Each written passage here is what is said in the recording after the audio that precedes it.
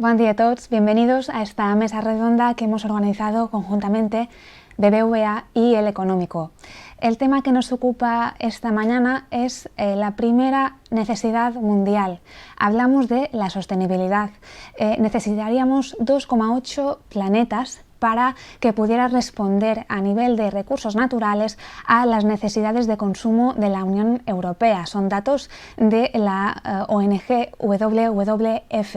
La semana pasada, Bill Gates nos recordaba que no estamos prestando suficientemente atención al cambio climático y que tendrá consecuencias mucho peores que la pandemia. Pero esta mañana estamos aquí para hablar en positivo, para dar soluciones y sobre todo para hablar de las empresas.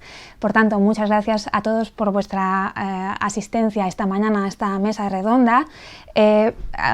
Hablamos de empresas y hablamos en concreto de BBVA, que es buen ejemplo de su apuesta por la transformación hacia esta sostenibilidad como palanca estratégica de su actividad. Sin más, vamos a presentar los participantes en esta mesa redonda que nos acompañarán esta mañana y a las que les damos las gracias en primer momento, ¿no? Estamos aquí con Juan Carlos Hernández Gómez, experto de la gestora BBVA Asset Management. Buenos días. ¿Cómo estás? Muy bien, fenomenal. Muchas gracias por la invitación. Nati Rodríguez es directora del Centro de Banca de Clientes de Mallorca Este de BBVA. Buen día, Nati. Hola, buen día. Y también contamos con dos expertos, dos visiones de fuera de BBVA. Por una parte, Patricia Orra, que es profesora titular de Economía Financiera de la UIP. Buenos días, Patricia. Buenos días, buen día.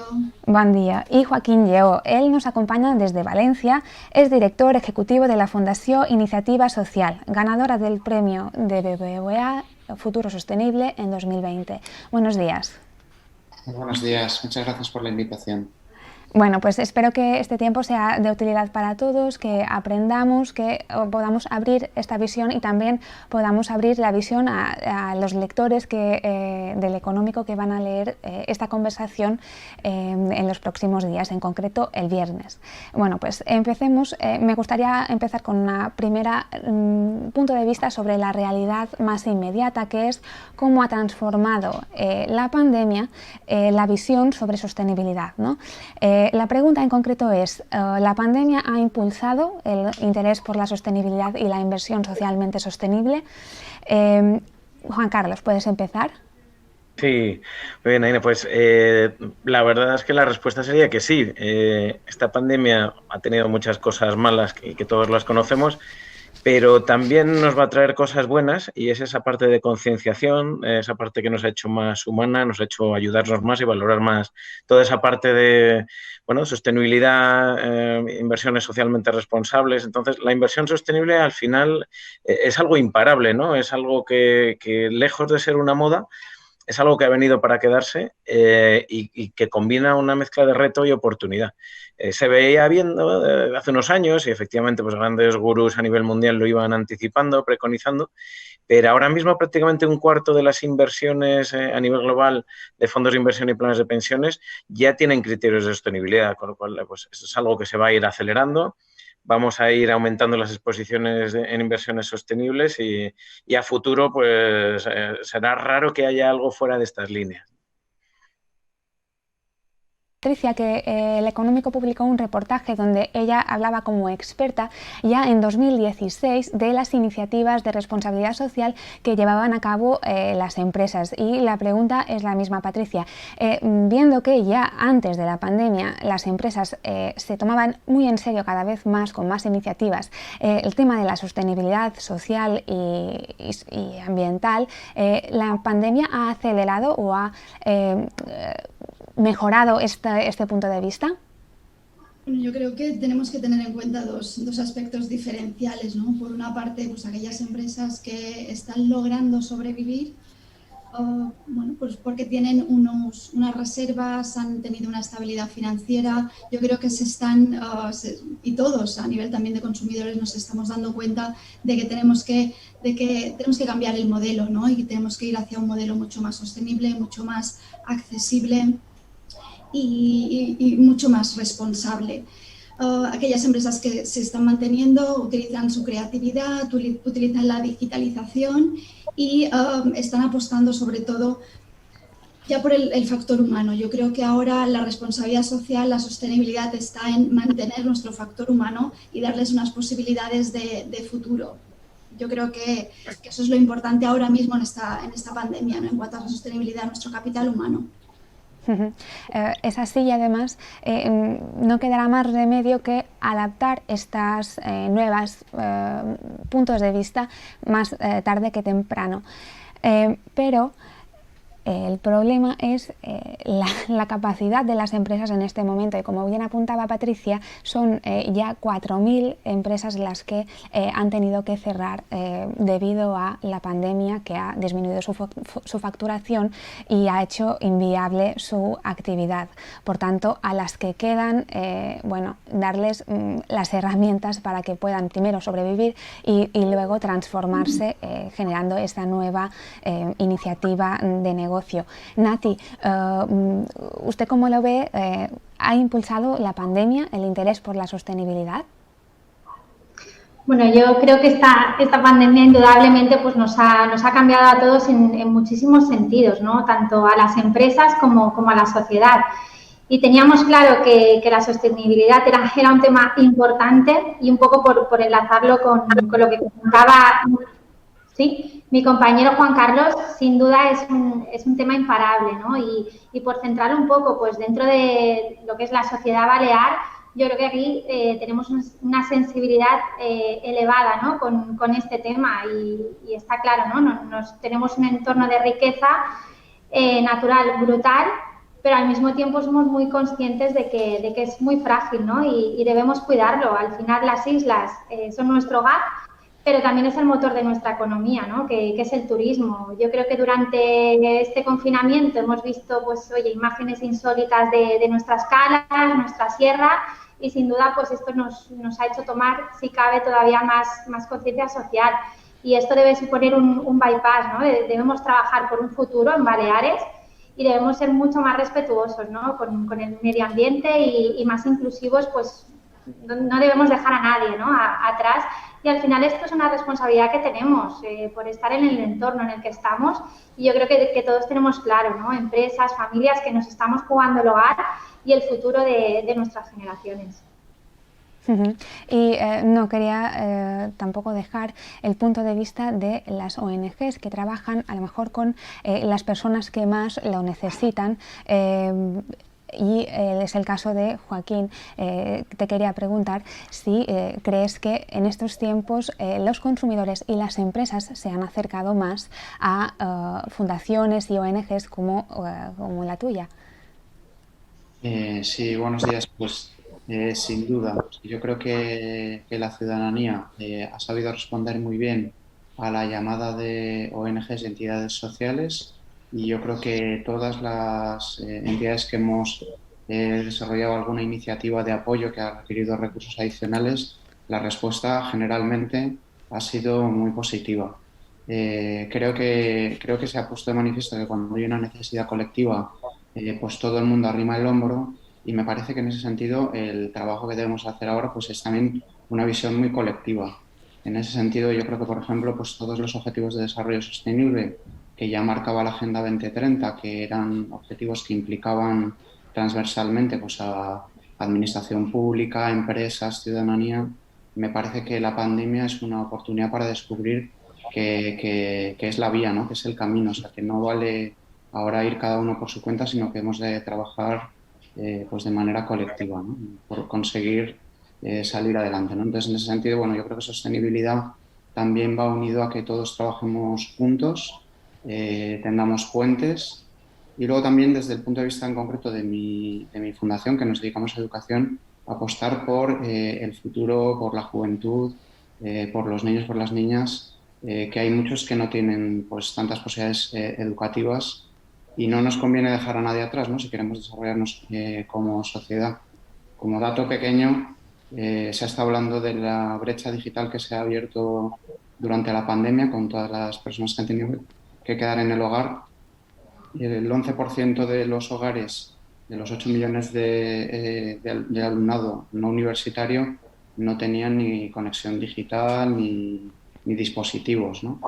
Entonces, bueno, pues eso hace que, bueno, pues se haya producido un retardo, una falta de adquisición de capacidades que deja un pequeño lastre que hay que resolver, ¿no? Y que de cara a futuro, pues también hemos de pensar cómo mejorar todo el sistema educativo, y en eso también es necesario un esfuerzo colectivo. Oportunidad y unión, ¿no? Son dos palabras de las que podríamos sacar bandera, ¿no? Juan Carlos, seguimos contigo para conocer las iniciativas sostenibles de BBVA, si te parece bien. BBVA tiene la sostenibilidad como una de sus prioridades estratégicas, pero ¿qué quiere decir esto en la realidad, ¿no? ¿Cómo se aterriza esta prioridad en el día a día de la gestora? Exacto, buena pregunta, Ina.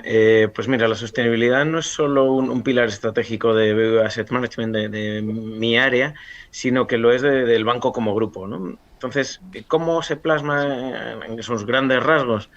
Pues con la movilización de 100 millones de euros hasta 2025 para financiar proyectos que ayuden, pues desde transición energética hasta alineamiento de carteras de crédito, todo de acuerdo con los objetivos de los acuerdos de París. La adhesión a los objetivos de Naciones Unidas, promoviendo pues lucha contra la pobreza, educación de calidad, justo lo que se está hablando ahora, temas de igualdad. La adhesión a los principios de banca responsable, pues con todos los compromisos que tiene el banco con los clientes, grupos de interés y con la sociedad en general. Y eso, bajado un poco a la parte de gestión de activos, nos lleva a que a los criterios clásicos de selección de inversiones, a la hora de seleccionar activos para los ahorros de nuestros clientes en fondos de pensiones o en fondos de inversión, se le una todos esos filtros de criterios ISR, de inversión socialmente responsable, y demostramos que en los últimos años son criterios que, lejos de quitar rentabilidad, la suman, porque digamos que nos ayudan a filtrar mejor a la hora de invertir, y el comportamiento en los diferentes mercados, ya sea de renta fija o de renta variable, es mejor en muchos casos cuando se siguen criterios responsables.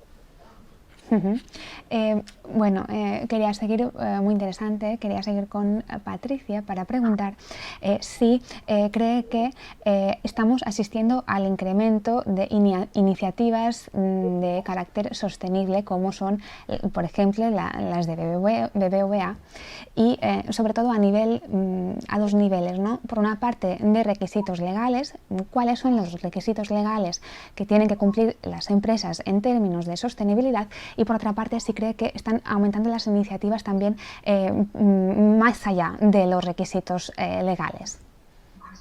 Yo creo que sí, que como bueno comentaba Juan Carlos, vamos en esta línea. Yo creo que las empresas, especialmente las que están operando a nivel internacional y las empresas cotizadas, ya están en esa línea, ¿no? de implantar iniciativas de responsabilidad social corporativa, de responsabilidad social, ya hace desde principios de los años 2000 que ya están implantando estos sistemas, estas iniciativas y sobre todo reportando sobre estos aspectos. Y es muy importante la normativa, ¿no? ¿A qué nos estamos enfrentando en cuanto a exigencias de información? Y bueno, lo comentábamos ayer, que a raíz de la Ley 11/2018 sobre información financiera y diversidad, las grandes empresas cotizadas y grupos están obligadas a informar sobre multitud de aspectos éticos, sociales, de composición de la plantilla, de los órganos de dirección, sobre corrupción, sobre derechos humanos. Entonces yo creo que el hecho de que tengamos que reportar es muy importante porque de alguna manera nos está obligando a implantar y a tener en cuenta esa sostenibilidad y esa responsabilidad y esos criterios de accesibilidad. Yo creo que al final acabaremos las pequeñas y medianas empresas también teniendo que reportar y teniendo que informar sobre lo que estamos haciendo. Yo creo que incluso las pequeñas y medianas empresas deberían aflorar esas iniciativas de responsabilidad social que están llevando a cabo, que yo creo que las están llevando a cabo, y dar mucha más visibilidad a lo que están haciendo, ¿de acuerdo? Y eso es a través de la elaboración de memorias de responsabilidad social, de memorias de sostenibilidad, es sumamente importante. Darles visibilidad, que ellas mismas se den visibilidad sobre lo que están implantando, lo que están haciendo en cuanto a iniciativas sostenibles, responsables y accesibles. Y si antes Juan Carlos nos comentaba, ¿no?, la adhesión de BBVA a principios de responsabilidad social, ahora quería preguntar, Nati, ¿cómo ven los clientes de BBVA esta nueva manera de funcionar, ¿no?, que es introducir la responsabilidad dentro de la estrategia de la empresa? ¿Cómo la ven los clientes? Bueno, pues al final partimos que nosotros como banco, pues oye, tenemos una gran responsabilidad, ¿no? Desde el momento que los clientes nos están cediendo sus ahorros para su gestión, pues al final nuestra obligación es hacerlo en términos de rentabilidad ajustada al riesgo, ¿no? Entonces, la evidencia muestra que invertir con criterios sostenibles mejora la rentabilidad, ¿no? Y ser socialmente responsables, oye, tiene sentido para las empresas, pero no porque es únicamente aporte rentabilidad, ¿no? Está claro que las empresas con mejores prácticas sostenibles, pues al final enlazan una serie de ventajas más allá de la rentabilidad, ¿no? Como son, oye, financiarse mejor, suelen ser más innovadoras, retienen mejor el talento de la empresa, gestionan mejor el riesgo regulatorio, reducen el riesgo reputacional, tienen mejor imagen de marca, ¿no? Una serie de puntos que quedan reflejados claramente, ¿no?, en las inversiones. Y yo creo que, bueno, nuestros clientes en Baleares lo están valorando muy positivamente porque al final se está traduciendo en una buena rentabilidad financiera y al mismo tiempo estamos teniendo un mejor perfil de riesgo, ¿no? Y al final, pues eso, incorporar criterios de inversión socialmente responsable no es una moda, no es algo para dormir bien, sino al final es una manera, pues oye, más completa de tomar decisiones de inversión, mejorando, como he indicado, pues el binomio rentabilidad-riesgo, ¿no? Y sí que es verdad que desde las oficinas estamos viendo, oye, pues que aún no son un tipo de inversión muy conocido, ¿vale? Pero está claro que iniciativas como la vuestra pues nos están ayudando mucho a dar a conocer este tipo de inversiones, ¿no?, que cada vez cobran más relevancia y que directa o indirectamente pues contribuyen a la sociedad balear. Yo creo que estamos convencidos que dentro de nuestra responsabilidad es bueno incluir un análisis de los aspectos sostenibles a la hora de tomar pues esas decisiones de inversión. Y si además estamos contribuyendo a un futuro, a un mundo mejor, pues al final tenemos una doble ganancia a todos. Juan Carlos, BBVA acaba de lanzar la tercera convocatoria de los premios del fondo BBVA Futuro Sostenible. ¿Qué balance hace de las dos convocatorias que han tenido lugar hasta este momento y qué nos puede avanzar de la que se acaba de abrir? Bien, Aina. Pues a la tercera pata que todavía no habíamos comentado, está la pata de inversiones socialmente responsables, está la pata de rentabilidad para el cliente, porque no nos engañemos, el cliente quiere rentabilizar sus ahorros. Pues está la tercera pata, que es que el Futuro Sostenible, BBVA Futuro Sostenible, que es nuestro fondo estrella de sostenibilidad ISR, tiene 1.000 millones de euros de patrimonio y cede una parte de la comisión. Entonces, con esa parte de la comisión es con lo que se presentan, pues el año pasado, por ejemplo, fueron 230 candidaturas en la territorial y se repartió prácticamente 1 millón de euros en toda España entre 27 proyectos. O sea que el éxito ha sido tremendo de anteriores convocatorias. Yo os invito a que, bueno, tanto a nivel medios como a nivel micro, ¿no?, en familias, amigos, gente conocida, que demos a conocer esto, porque para una ONG, bueno, aquí tenemos a un representante, ¿no?, pues se le donen 30, 40, 50.000 euros, pues la verdad es que muchas veces soluciona muchos de los problemas que puede haber durante el año. Y luego además es la forma de revertir esa parte en la sociedad. Entonces, desde el 21 de enero hasta el 15 de marzo, o sea que todavía tenemos 20 días prácticamente, se pueden presentar todos los nuevos proyectos. Habrá un tribunal que seleccione en función de lo presentado, de un montón de criterios, quiénes son los ganadores, y el 30 de junio se publican los nuevos proyectos ganadores y el año que viene se les dará el correspondiente premio, ¿no?, monetario. Vale, pues ya tenemos las fechas hasta el 15 de marzo. Las iniciativas que quieran participar se pueden apuntar, hay tiempo de sobras y vamos a preguntarnos cuál es la experiencia de una iniciativa, de una fundación, en este caso la ONG valenciana. cuál ha sido su experiencia, ¿no? Joaquín, ¿en qué trabaja su ONG? Y como ganador de la convocatoria del año pasado, si nos puedes explicar cómo marcha el proyecto. Muy bien.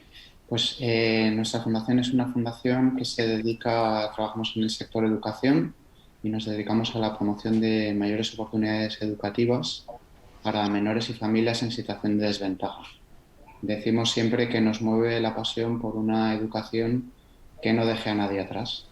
Y en concreto el proyecto que resultó premiado y por lo que estamos muy agradecidos, porque además es un año especialmente difícil porque nos ha obligado a hacer un esfuerzo extra de trabajo por las dificultades que ha habido con el cierre de colegios, etcétera, etcétera.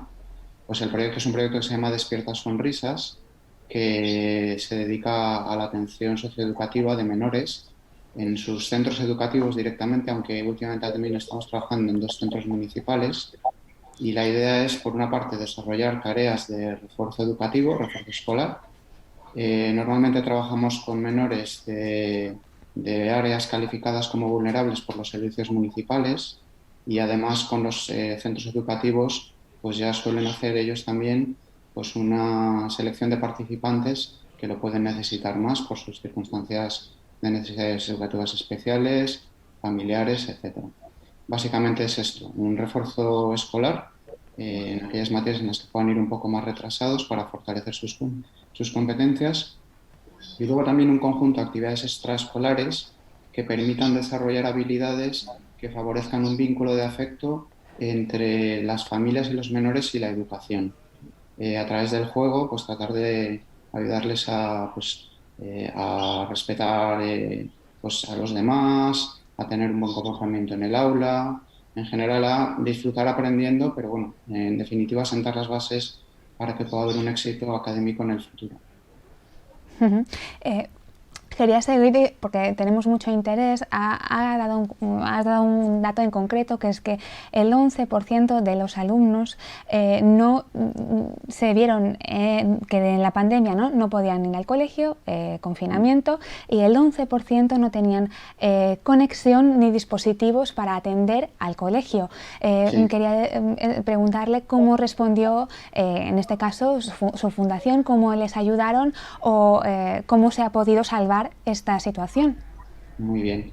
Pues sí, yo creo que una de las cosas que ha sucedido con motivo del estado de alarma y el cierre de colegios y los confinamientos, pues es que nos ha obligado, yo creo que a todas las entidades, a tratar de ser como muy flexibles para tratar de seguir ayudando a las personas beneficiarias. Y en este caso, un sector especialmente vulnerable como los niños, ¿no? Algunas cosas que hubo que hacer y que requirieron un trabajo extra, pues por ejemplo, todos aquellos que no tenían dispositivos digitales, tuvimos que hacer como unos materiales fotocopiados que las personas voluntarias llevaban a las casas, ¿no? Los materiales se elaboraban de acuerdo con los centros educativos y luego se hacía un reparto para que ellos pudieran seguir desarrollando tareas desde casa. Luego, otra tarea también muy importante durante el confinamiento, una cosa que sucedió es que muchos menores pues, sufrieron como situaciones psicológicas un poco adversas, pues un poco de estrés, etcétera, ¿no?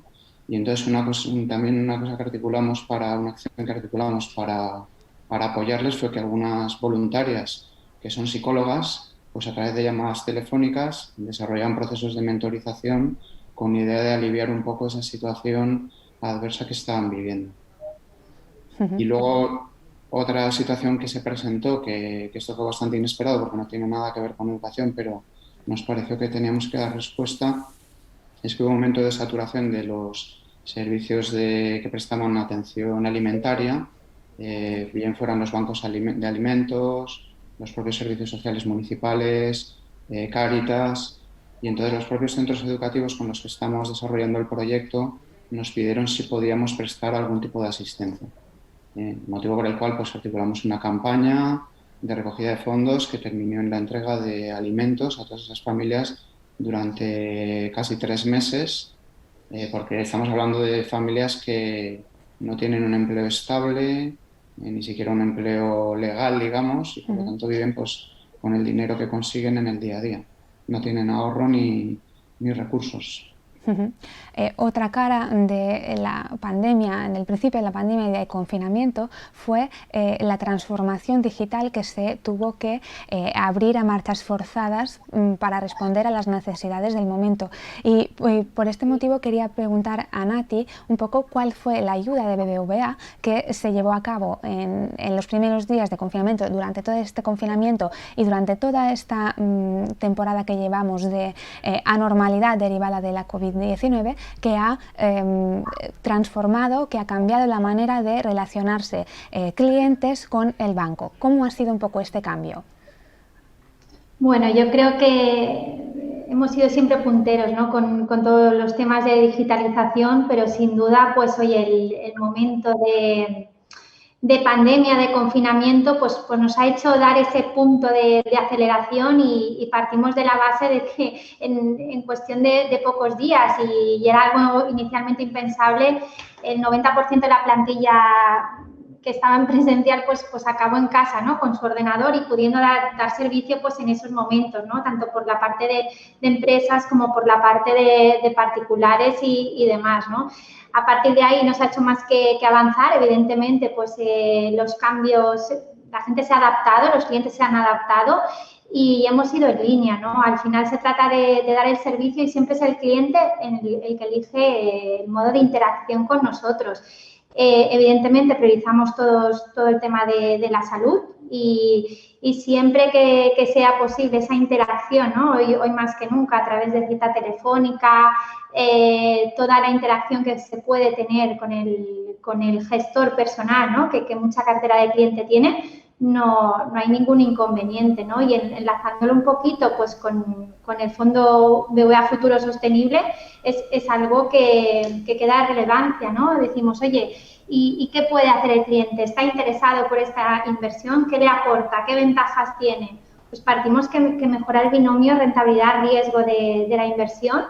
El cliente, oye, le estamos ayudando en esa transición hacia un mundo más sostenible e inclusivo, con esa doble faceta, ¿no? Invertimos con criterios sostenibles y al mismo tiempo estamos donando parte de la comisión a proyectos relacionados pues eso, con el medio ambiente, la dependencia, la inclusión social y ahí estamos pues para toda la gama de clientes. Es verdad que está teniendo mucho más éxito entre jóvenes, pues oye, pues igual por un tema de conciencia social mayor, más sensibilizados, ¿no? con esta serie de temas. Y al final, pues oye, rompe con lo tradicional, ¿no? Al relacionarlo directamente con productos de inversión. Y enlazándolo un poquito con todo el tema de digitalización, cuando bajamos y pensamos, oye, ¿y cómo puede hacer un cliente, ¿no? que esté interesado por este tipo de producto, ¿no? En este caso, el BBVA Futuro Sostenible. Pues la interacción la elige el cliente, ¿no? Tenemos puertas abiertas para el que quiera acudir a oficina. Tenemos disponible nuestra web y nuestra app y a partir de ahí, pues, interactuar, iniciar lo que sería la contratación es muy sencillo, ¿no? Desde importes de 30 euros, hacer una aportación inicial, programar una paulatina, ir haciendo aportaciones periódicas para tener nuestro propio plan de ahorro, pues un poquito enlazándolo, ¿no? Y poniendo a disposición esa gama de interacción con nuestra cartera de clientes. Has mencionado a los jóvenes y es que tienen diferente comportamiento. Has mencionado que este tipo de fondos sostenibles tienen más éxito entre los jóvenes, a lo mejor porque cambia la concienciación. Esto es una de las preguntas que te quería hacer. Y la otra es que también has introducido antes el tema de los canales de comunicación con la banca.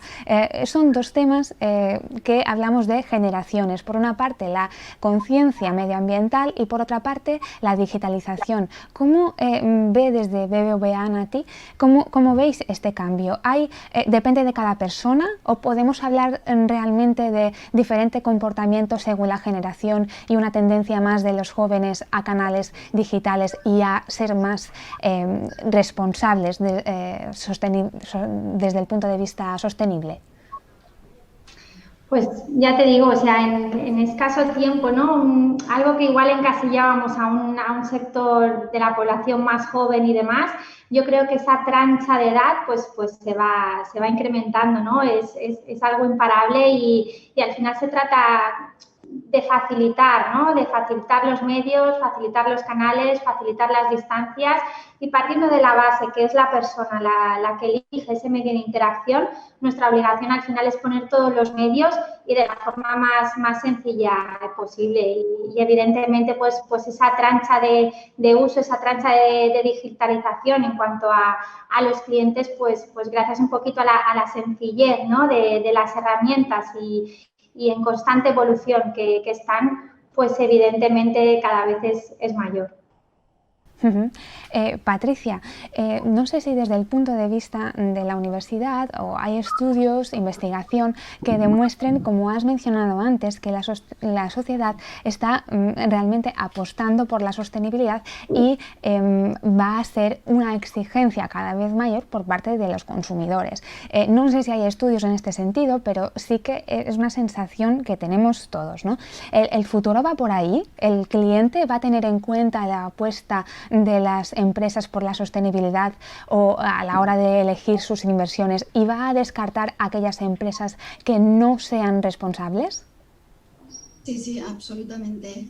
El cliente es un grupo de interés que tenemos que tener muy en cuenta las empresas porque es fundamentalmente quien nos está demandando determinadas actuaciones y lo vemos por ejemplo en el sector turístico, pues un grupo de interés como son los clientes nórdicos han hecho que efectivamente las empresas turísticas ya desde hace varios años estén apostando por iniciativas de sostenibilidad y por aspectos especialmente en el sector turístico y en sus propios hoteles que reduzcan los impactos ambientales, ¿no? Entonces yo creo que sí que hay que tener en cuenta el sector de clientes y también hay que tener en cuenta un sector, ya que aquí estamos hablando de ONGs, que creo que hay que tener también muy en cuenta que es la economía social, la economía solidaria y las ONGs, que nos pueden ayudar, sobre todo a empresas internacionales, a reducir determinados riesgos y a encarar de alguna manera determinados aspectos, sobre todo de derechos humanos y de derechos laborales, que son muy importantes.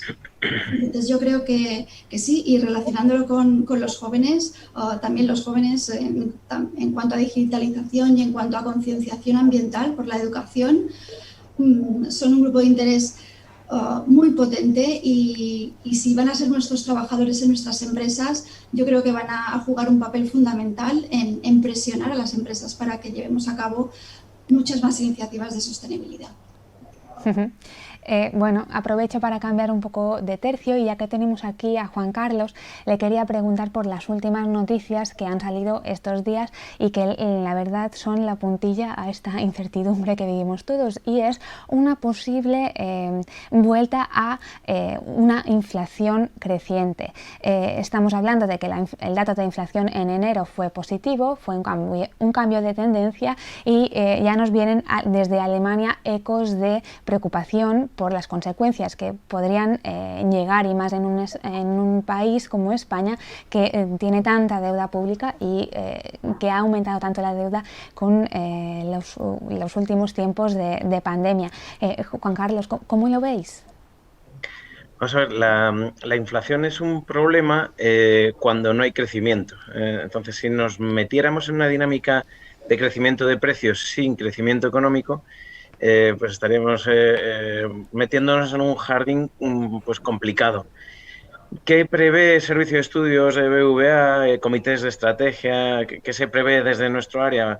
Bueno, pues que paulatinamente vayamos alcanzando esa, entre vacunaciones e inmunización de grupo, sí, pues una segunda mitad del año 2021 en la que la actividad económica vaya creciendo. Entonces, si, como os decía, si la actividad económica va creciendo, las empresas van dando beneficios, con lo cual una inflación moderada pues incluso ayuda, ¿no? Porque tan malo es tener mucha inflación como tener todo lo contrario. Entonces, Alemania siempre le tiene miedo histórico a la inflación por una hiperinflación que tuvieron en la Segunda Guerra Mundial, pero a corto plazo no parece que vaya a ser un problema, ¿no? Sí que es verdad que como todo está muy globalizado, en Estados Unidos sí están viendo datos de inflación bastante mayores y de hecho tienen los tipos más altos. Aquí en principio, aunque podamos decir que bueno, si suben los tipos nos financiaremos los países más caros, el bono español a 10 años está al 0,35 más o menos, o sea que España se está financiando históricamente barato en los mercados. Y otra pregunta relacionada es el crecimiento. Hablamos de que España está en más dificultades, ¿no?, que el conjunto de Europa. Baleares, sí, además, dentro de este conjunto de España, más perjudicada todavía. Bueno, por no ser pesimistas del todo, a pesar de los datos, ¿nos podrías hablar un poco de las oportunidades, ¿no?, de este margen de crecimiento? Hablamos de que dependemos de la vacunación, ¿no?, y del comportamiento de este verano a nivel turístico, pero ¿cuáles son las perspectivas para la vuelta a crecimiento?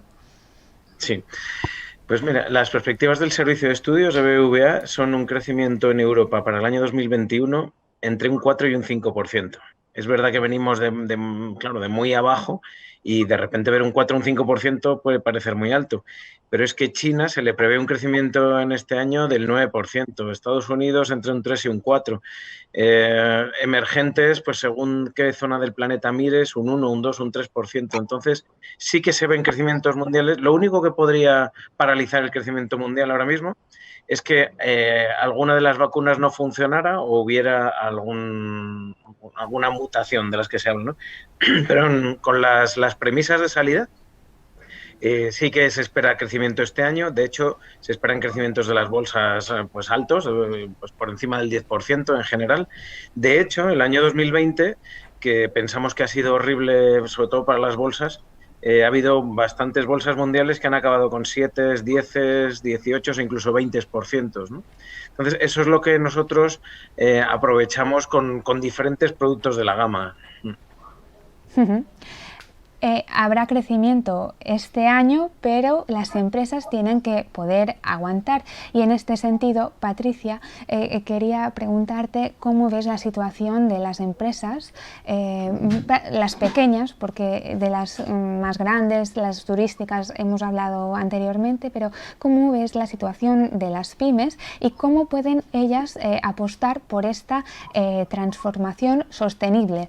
Has apuntado antes a que se pueden ayudar, ¿no?, que pueden ser partners junto con ONGs, pero si puedes desarrollar un poco cómo pueden afrontar estos meses de incertidumbre hasta que pueda llegar el crecimiento y cómo se pueden transformar socialmente estas pequeñas empresas con menos recursos. Bueno, yo creo que necesitamos las pequeñas y medianas empresas, obviamente, ayuda de la administración. Aquellas que pues no tengan una estabilidad financiera que les permita afrontar o que les haya permitido afrontar el 2020, el 2021 y quizás algunos meses del 2022 con holgura, pues tienen una situación bastante complicada y bueno, necesitamos ayuda de la administración. Así como, bueno, pues el tema de los ERTEs a mí me preocupa que se acaben el 31 de mayo para las pequeñas y medianas empresas, porque, bueno, la pregunta es, ¿y qué va a pasar a partir del 31 de mayo? No estaremos en plena actividad económica, seguramente. Entonces, yo creo que ahí la ayuda de la administración pública es fundamental. Y luego temas ya también de lo que hablábamos, ¿no?, de ser creativos. Hemos visto como muchas empresas se están transformando, están llegando a sus clientes de una forma diferente, apostando por la digitalización, creando productos diferentes, llegando a los clientes de formas mucho más creativas y colaborando con otras empresas, uniéndose en proyectos para salir a flote. Entonces, yo creo que esto para las pequeñas y medianas empresas también es una apuesta por la solidaridad y por el localismo, que yo creo que es muy importante. Y hablando también de ONGs, yo creo que hemos visto cómo la ayuda a ONGs internacionales se ha derivado, luego que quizá Joaquín nos puede ilustrar en este sentido, hacia la ayuda local, hacia ONGs locales, hacia ayudar a los que tenemos más cerca. Y yo creo que las pequeñas y medianas empresas están preparadas y tienen conciencia para unir sus proyectos y tirar adelante, pero obviamente necesitamos o bien que hayan tenido una solvencia o que tengan una estabilidad financiera para afrontar esto, o bien ayuda de la administración, obviamente. Joaquín, le quería preguntar si en los últimos días ha visto cómo las necesidades han aumentado o han bajado a nivel de las familias, ¿no? A nivel educativo de los jóvenes, y también si a raíz de esta pandemia han impulsado nuevos proyectos para seguir creciendo y ayudando, ¿no? Muy bien. Yo creo que la necesidad es continua en el sentido de que en todo el sector educativo, por lo menos nosotros con los 9 centros escolares con los que estamos colaborando, más 2 centros municipales, como está cambiando continuamente todos los criterios de aforos, luego están los posibles contagios en grupos burbuja dentro de las aulas, etcétera, digamos que no hay una situación de trabajo estable, ¿no? Con lo cual cada semana es diferente. Las necesidades de cada familia son diferentes. Por ejemplo, nos hemos encontrado en Alicante con que escolares con beca de comedor que no podían asistir al colegio y no tenían recursos, pues los voluntarios lo que han hecho es recoger esas comidas en el centro escolar y acercarlas a los domicilios. Entonces, bueno, yo creo que digamos que hay que estar con mucha flexibilidad trabajando para dar el servicio que se pueda dar en cada momento, y que no siempre es el mismo ni en cada población ni en cada centro educativo es el mismo. Yo creo que es una cosa que nos ha pasado, algo que nos ha pasado a todas las organizaciones, ¿no? Una necesidad de mayor flexibilidad. Y luego, con respecto a nuevos proyectos, te diría que no nos hemos atrevido a lanzar nuevos proyectos. O sea, digamos, lo que tenemos que hacerlo bien, y eso sí, tratar de ir adaptándonos, y desde luego lo que deseamos es que haya una situación de tranquilidad, ¿no? Porque vemos que toda esta situación afecta mucho a los niños. La vuelta al colegio después de tantos meses de encierro para muchos menores fue como un momento complicado, ¿no? Fueron unos meses que adaptarse de nuevo a estar en un entorno de educación cuando a lo mejor en el ambiente familiar no hay un gran aprecio o un gran apoyo educativo, pues fue difícil, ¿no? Y también eso en el día a día, bueno, ya digo, ¿no? Intentar hacer bien lo que hacemos y esperar a que se tranquilice un poco la situación. Esperamos que el curso que viene ya sea tranquilo y normal. Calma, oportunidad, ¿no? Y para terminar, Juan Carlos, le quería preguntar, hemos hablado del impacto social que tiene el fondo de BBVA Futuro Sostenible, pero quería preguntarle cómo está incidiendo, cómo está evolucionando, cómo está siendo recibido este producto y si tienen previsto incorporar nuevos productos de este tipo. Sí, vamos a ver, el banco lleva con fondos un poco con este criterio 20 años, un fondo que en su día se lanzó pues, y que tuvo su éxito, pero el buque insignia es el Futuro Sostenible, que es este que nos trae hoy aquí, que cede esa parte de la comisión, que tiene una distribución de cartera 70-30, 70 renta fija, 30 variable, y lo que hace es pues, cumplir o identificar esos criterios clásicos de inversión, pero a la vez con criterios ISR, de gobiernos de calidad, de prácticas sostenibles, se excluyen actividades y países de empresas controvertidas, se incorporan, por ejemplo, temáticas sostenibles pues, de nutrición, de eficiencia energética, de cambio climático. Pero como esto es una cartera, era una cartera única, lo quisimos complementar con el Bolsa Desarrollo Sostenible, que es muy similar en filosofía, pero 100% renta variable. Lo hemos complementado también con uno 100% renta fija, que es el bono sostenible, solo invierten en deuda privada o pública verde. Y para el otro pilar del negocio nuestro, que son los planes de pensiones, lo tenemos en su formato intermedio, que es el plan sostenible moderado, que lo que tiene es un 50% de la cartera en renta variable y otro 50% en renta fija. Entonces, con eso cubrimos un poco el abanico de preferencias del cliente para que a pesar de estar invirtiendo en criterios sostenibles se sienta cómodo con el nivel de riesgo, el nivel de exposición a renta variable, y que nuestro cliente gane dinero pero que duerma bien, las dos cosas. Exacto, ¿no? Rentabilidad y tranquilidad, dos términos que no siempre son fáciles de acompasar, pero que es vuestro trabajo y la verdad que enhorabuena, ¿no? por estos tiempos difíciles para la inversión que hemos pasado, ¿no? Muchas gracias. Bueno, pues si os parece bien, cerramos esta mesa redonda. Juan Carlos, Nati, Patricia, Joaquín, muchas gracias. He combinado el usted con el tú. Al final nos quedamos entre amigos, si os parece bien. Entre amigos, sí, claro que sí. Vale, pues nos vemos muy pronto. Muchas gracias y bueno, que vaya bien.